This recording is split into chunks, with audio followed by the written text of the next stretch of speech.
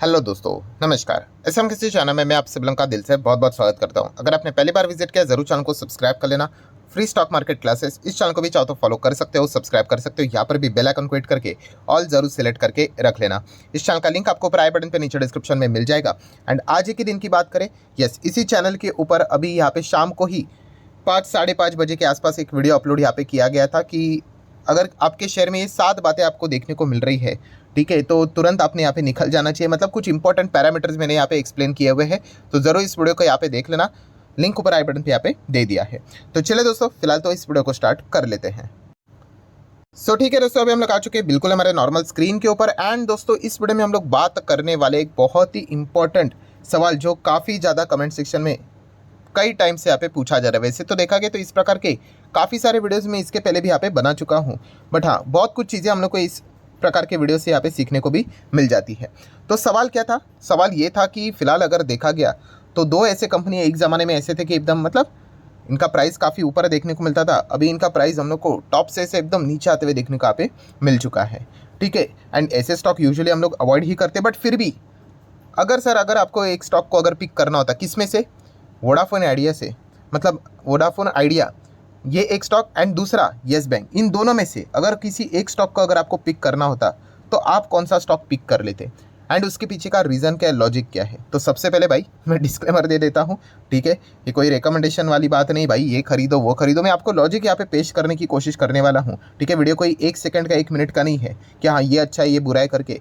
मैं आपको properly business oriented बातें बताऊँगा कि कौन से कंपनी में देखा गया तो एडवांटेज है, कौन सी कंपनी में देखा गया तो डिसएडवांटेज है करके, ठीक है। वैसे तो दोनों कंपनियां काफ़ी स्ट्रगलिंग मोड पे यहाँ पे चल रही है।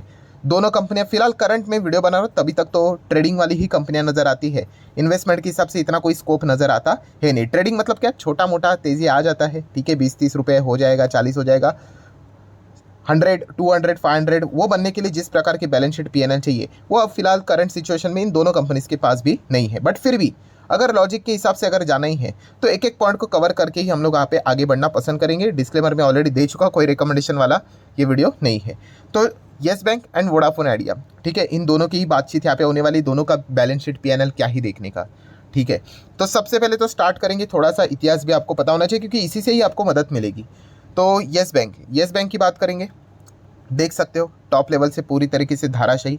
सो ये धाराशाही क्यों हुआ था, उसके पीछे का लॉजिक क्या है, रीज़न क्या है? एकदम आसान तरीके से हुआ था भाई, फ्रॉड स्कैम होते हुए देखने को यहाँ पे मिला था। ये हो गई हिस्ट्री, ठीक है। सो इसी चीज़ के चलते स्टॉक हम लोग को पूरा मतलब एक ज़माने में अगर आप चेक करोगे मैक्सिमम चार्ट पैटर्न 400 पे चलते हुए देखने को मिलता था। एंड देन अगर आप देखोगे 5-4 रुपये तक आ चुका था, मतलब कुछ बचा ही नहीं था, ठीक है। ये सिनेरियो हम लोग को फिलहाल तो देखने को मिला था। नेक्स्ट बात करेंगे वोडाफोन आइडिया। वोडाफोन आइडिया में भी देखेंगे भाई मैक्सिमम चार्ट पैटर्न एक ज़माने में 100+ चलते हुए देखने को मिलता था। देन सडनली 4-5 रुपये के आसपास ये भी हम लोग को देखने को यहाँ पे मिल रहा था। सो वोडाफोन आइडिया भी गिरावट, येस बैंक में भी गिरावट, हाँ, बट वोडाफोन आइडिया में जो गिरावट थी इसमें ना तो कोई फ्रॉड हुआ ना तो कोई स्कैम हुआ, तो फिर ये नीचे गया क्योंकि इसका बिजनेस ही कोलैप्स हो गया, जो कि आज भी हो रहा है। प्योर कंपटीशन, जियो एयरटेल ने मार्केट खा के रखा, खास करके जियो आप बोल सकते हो, एयरटेल तो पहले से ही था, ठीक है, बट जैसे ही जियो आ गया तो वोडाफोन आइडिया के अर्निंग्स ही खत्म हो गए, ठीक है। प्रॉफिटेबल ही थी कंपनी, अगर आप चाहो तो इसका पीएनएल देख लेना, बट बाद में कंपनी प्रॉफिट ही नहीं कमा पाई। एंड उसके बाद इतना कर्जा यहाँ पे हो गया कि कंपनी फिर हम लोगों को यहाँ पे लगातार नीचे ही शेयर जाते हुए देखने को यहाँ पे मिला है। तो Vodafone Idea and Yes Bank, इन दोनों की अगर हम लोग बात करें तो दोनों में हम लोग को गिरावट होते हुए देखने को यहाँ पे मिली है, ठीक है। बट हाँ, येस बैंक की अगर हम बात करें, अभी देखिए ये जो शेयर है ना, एक्चुअली फ्रॉड गड़बड़ के चलते अगर गिरावट हो जाती है सीधा इग्नोर, सीधा कोई सेंस की बात बनती नहीं। बट हाँ, येस बैंक के पास कौन सा एडवांटेज देखने को मिल गया भाई, है तो ये एक बैंक। एंड बैंक आपको पता है दोस्तों, खास करके इतना बड़ा बैंक तो आरबीआई की एंट्री हो जाती है, आरबीआई डूबने नहीं देता है, तो इसलिए आरबीआई की एंट्री भी हो गई, आरबीआई ने इनको बचा लिया, जो कि हम लोगों ने देख लिया। वरना येस बैंक 5 रुपये तक तो आया था, तो आरबीआई ने बोल दिया, आपको पता ही है भाई, रूल है बैंक का कि जब भी कोई बैंक डूबेगा तो बाकी बैंक्स उसमें पैसा डाल देते, क्योंकि उनको शेयर को बचाना नहीं है, उनको क्या करना था, कंपनी को बचाना था। शेयर जो डिपॉजिट होल्डर्स थे वो उनकी टॉप नॉच प्रायोरिटी होती है भाई, इनको हम लोगों को सिक्योरिटी यहाँ पे प्रोवाइड करनी है करके, ठीक है। एंड वोडाफोन आइडिया की भी अगर हम लोग बात करें, यहाँ पे भी सरकार ने बचा लिया अपने डेप्ट को इक्विटी में कन्वर्ट करके। तो दोनों की अगर हम लोग यहाँ पे बात करें तो सरकार की वजह से ही हम लोग को यहाँ पे चीज़ें बचती हुई देखने को यहाँ पे मिल चुकी है। तो ये तो अभी तक की बातें हम लोग को देखने को मिल गई। अभी भविष्य की बात क्या है, ठीक है, क्योंकि अल्टीमेटली आपने यही सवाल पूछा ना कि इन दोनों में से अगर जाना ही है तो कौन सा बेटर हो सकता है। तो पर्सनली देखो, मैं अगेन कहना चाहूँगा, ये कोई रिकमेंडेशन की बात नहीं है, ठीक है। अगर देखा गया तो स्कोप अगर किधर है, अगर आप कह रहे हो कि भाई नहीं अंधेरे में अगर तीर ही चलाना है तो येस बैंक में लगता है। अभी आप बोलोगे इसके पीछे का रीज़न क्या है, लॉजिक क्या है, तो रीज़न एंड लॉजिक दोस्तों एक ही है कि येस बैंक में जो गड़बड़ी हुई थी वो सॉर्ट आउट हो गई। सॉर्ट आउट मतलब वो पुराना मैनेजमेंट राणा कपूर हटा दिया गया, नया मैनेजमेंट आ चुका है एंड अभी इनके बिजनेस को ग्रो करते हुए मतलब हम लोगों को देखने को मिल रहा है। इतना ईजी तो नहीं है बट चलो चल ही रहा है। बट प्रॉब्लम है दोस्तों वोडाफोन आइडिया की।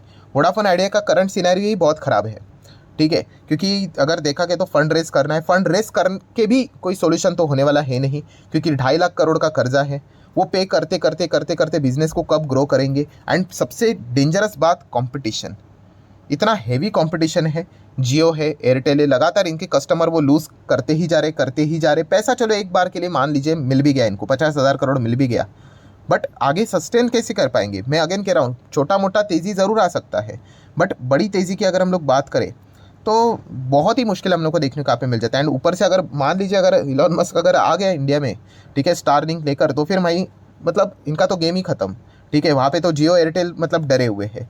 तो बताने का मकसद क्या है कि वोडाफोन आइडिया का भविष्य बहुत ही ज़्यादा अंधेरे में है, ठीक है। मैं अगेन कह रहा हूँ ये छोटा मोटा तेज़ी आता रहता है भाई, 14 का 20 हो सकता है, 25 हो सकता है, नॉट अ बिग डील, ठीक है, वो कोई गारंटी नहीं होती है। बट बताने का मकसद क्या है, हाँ 100-200 की बात करें तो करंट सिनेरियो के हिसाब से वो चीज़ें नज़र नहीं आती हैं, ठीक है। आप नंबर दिखा दीजिए, हमें पता चल जाएगा आपके अर्निंग्स अच्छे हो रहे तो हम लोग डेफिनेटली यहाँ पे कम बैक करेंगे। वो तो फिलहाल वोडाफोन आइडिया में यहाँ पे नज़र नहीं आते, बट एटलीस्ट येस बैंक में वो स्कोप थोड़ा बहुत बीच बीच में बनता है, ठीक है। अभी भी देखा गया इनके ऊपर भी काफ़ी सारे जख्म हैं, बहुत सारा 81 बॉन्ड का जो गफला पुराने मैनेजमेंट में करके रखा हुआ था वो मामला अभी भी सुप्रीम कोर्ट में देखने को मिला, हाई कोर्ट में तो केस हारे हुए थे। तो दिक्कतें तो दोनों जगह पे है, बट अगर देखा गया तो यहाँ पे अगर देखा गया तो 99 दिक्कतें देखने को मिल रही है एंड वहाँ पे 100 दिक्कतें देखने को मिल रही है। तो इसी एक पॉइंट के चलते आप कह सकते हो कि येस बैंक थोड़ा सा आप चाहो तो कंसिडर यहाँ पे कर सकते हो, ठीक है। वोडाफोन आइडिया की अगर मैं बात करूँ भाई वहाँ पे तो मतलब कुछ चीज़ें नज़र ही नहीं आती, बहुत ही हालत ख़राब देखने को यहाँ पे मिल रही है। मतलब कम बैक करके भी अगर देखा गया तो बहुत ही मुश्किल है। कमबैक मतलब क्या, पैसे मिलकर भी कमबैक करना इनके लिए मुश्किल यहाँ पे होने वाला है, ठीक है। तो इसीलिए येस बैंक ये एक ऐसा स्टॉक है as compare to the Vodafone Idea, आप थोड़ा बहुत इसको मतलब कंसिडर यहाँ पे कर सकते हो। अगेन कह रहा हूँ ये कोई रिकमेंडेशन वाली बात यहाँ पे नहीं है, आपने जो बातें बोली थी उस हिसाब से मैं कंपैरिजन करके आपके सामने ये पॉइंट रखने की कोशिश यहाँ पे कर रहा हूँ। एंड येस बैंक में भी अल्टीमेटली कैसे है, चलो अगर एक और पॉइंट अगर बोल देता हूँ, मान लीजिए कि कल कुछ तबाही हो गया सब कुछ, तो अगर देखा गया तो वोडाफोन आइडिया डूब भी सकता है। यस, सरकार ने जितना मदद करना था भाई उन्होंने कर लिया है, अपने लोन को क्या कर दिया उन्होंने, इक्विटी में तब्दील कर लिया, दैट्स इट। अभी इससे और क्या करेगा सरकार, ठीक है। बट येस बैंक में अगर देखा गया वो एक एडवांटेज है, येस बैंक कल कितना भी गिरे फिर भी आरबीआई वापस आ जाएगा और बैंक को बोलेगा भाई पैसा डालो करके। अभी ज़रूरत तो है नहीं, स्टेबलाइज तो यहाँ पे हो चुका है, बट वो एक एडवांटेज बैंक के पास हम लोग को देखने को यहाँ पे मिल जाता है कि डूबते तो है नहीं, ठीक है। तो ये एक पॉइंट हम लोग को येस बैंक में बार बार हाईलाइट होते हुए देखने को यहाँ पे मिल जाता है। सो इन दोनों केस में अगर देखा गया yes bank versus Vodafone idea, तो इसमें ये एक ही चीज़ हम लोग को देखने को मिल जाती है कि येस बैंक के पास ये एक एडवांटेज ज़रूर देखने को यहाँ पे मिल जाता है। अब रही बात अगर जो बड़े बड़े जो ब्रोकर्स रहते हैं उनकी अगर हम लोग बात करें, ठीक है, तो येस बैंक का टारगेट तो 16 रुपये देके रखा हुआ है, ठीक है। गोल्डमैन सैच्स की अगर हम लोग बात करें तो ठीक है, एंड उसी के साथ साथ वोडाफोन आइडिया की बात करें तो इसका टारगेट भी लोएस्ट लेवल का 5 रुपये के देके रखा हुआ है। आई गेस CLSA ने दिया है 6.5 का भी टारगेट देके रखा हुआ है, ठीक है। दोनों तो वैसे भी देखा गया तो इतना कुछ खास परफॉर्मेंस यहाँ पे नहीं देते, बट येस बैंक में एटलीस्ट वो तो चीज़ देखने को मिल जाती है, जोर ज़बरदस्ती से क्यों ना हो। बाकी बैंक्स का तो इंस्टीट्यूशनल इन्वेस्टमेंट में हम लोग को पैसा देखने को यहाँ पे मिल जाता है। तो इसी चीज़ के चलते येस बैंक आप चाहो तो वोडाफोन आइडिया के कंपैरिजन में इसको थोड़ा बहुत प्रेफरेंस यहाँ पे दे सकते हो। अभी येस बैंक की अगर बात करें, इसको वापस कम बैक करने के लिए क्या करना पड़ेगा, जो कि बैंक है भाई NPP, प्रॉफिट दिखाना पड़ेगा, ठीक है। एक आध बार बीच में दिखाया था, वापस गड़बड़ हम लोग को होते हुए देखने को मिल जाती है। प्रोविजनिंग को कम यहाँ पे करना पड़ेगा, ठीक है। एंड सबसे डेंजरस चीज़ नॉन परफॉर्मिंग असेट क्वालिटी को इंप्रूव करना पड़ेगा, ठीक है, जो कि पुराने मैनेजमेंट के चलते बैंड बजी थी। अभी वो ARC वाले जो चीज़ें हैं वो तो एडजस्टमेंट यहाँ पे हो चुका है, बट स्टिल दिल्ली अभी भी काफ़ी दूर है। मतलब अगर आप ये सोचते हो कि यहाँ से जो गिरा था इस लेवल से वापस यहाँ पे आने के लिए, ठीक है, इम्पॉसिबल नहीं होता है, बट नंबर्स हम लोग को बता देंगे, क्वार्टरली नंबर्स बता देंगे कि क्या परफॉर्मेंस है करके। और अभी तक दोनों कंपनी के जितने भी क्वार्टर के नंबर्स अभी तक आए हैं कोई दम नहीं है, ठीक है, कि इस लेवल पे जाए करके। छोटा मोटा प्लस माइनस यहाँ पे होता रहता है। सो चलिए, जितनी भी चीज़ें थी, थोड़ा सा वीडियो थियोरेटिकली हम लोग को देखने को मिल रहा था, बट जितनी भी चीज़ें थी लॉजिकली वो मैंने आप लोगों के सामने यहाँ पे रख दी। तो Vodafone idea versus yes bank, इनके कंपैरिजन की अगर मैं बात करूँ दोस्तों, तो हाँ उस हिसाब से येस बैंक, जैसे मैंने एग्जाम्पल दिया 99, इसीलिए येस बैंक।